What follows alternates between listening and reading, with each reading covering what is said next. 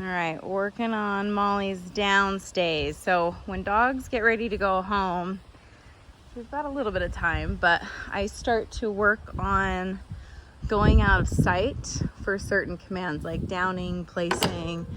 So I'm going into the garden, kind of go out of sight a little bit, and then coming back just for a couple seconds.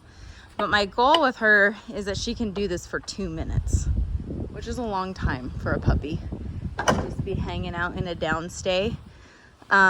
It's very functional. This is very functional training psychologically because it teaches a dog to be patient on you.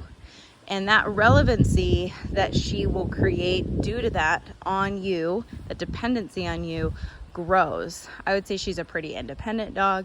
She doesn't naturally, unless you have food, she doesn't naturally like, yeah, I'm gonna do this thing to please you. It's kind of more like, what's in it for me? Do I get affection? Then sure, I'll do it. If I get food, then sure, I do it. And I wouldn't say that that's inherently wrong or bad. I've owned dogs that are very simple. Most of my female dogs are this way. My male dogs are a lot needier.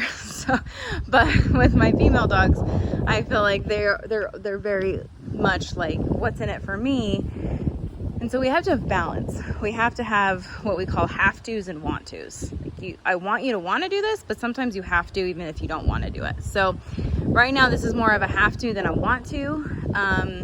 But it can help a dog overcome some of this opposition, some of this stubbornness, some of this, I don't give a crap about what you want me to do in this moment. I'd rather go chase the kids or the bike or whatever. So this kind of trickles into lots of other things. Okay, Molly.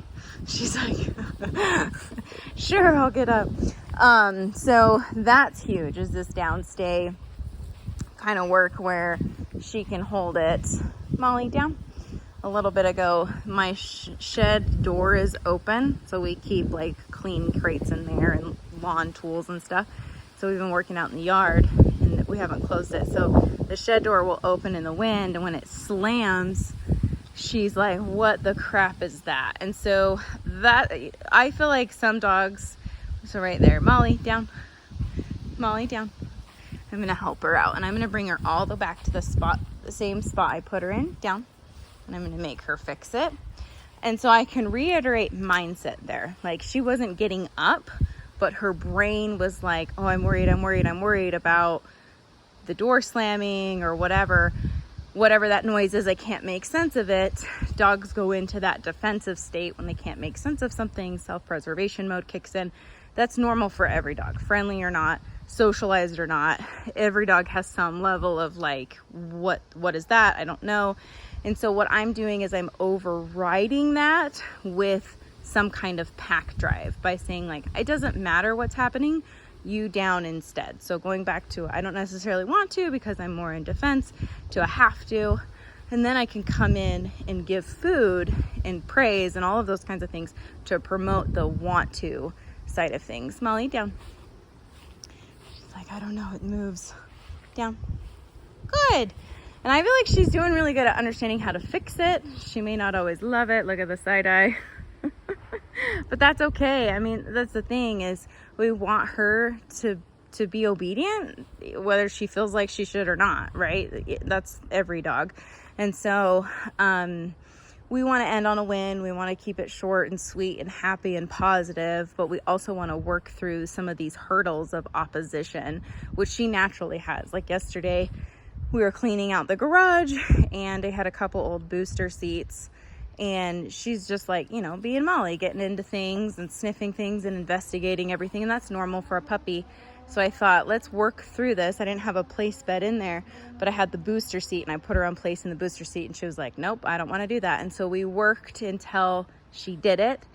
And now she'll place on like anything. She's like, okay. But we had to kind of go through this hurdle, her and I, of, nope, we're doing this. I didn't get mad. I didn't get frustrated. I didn't take her behavior personally.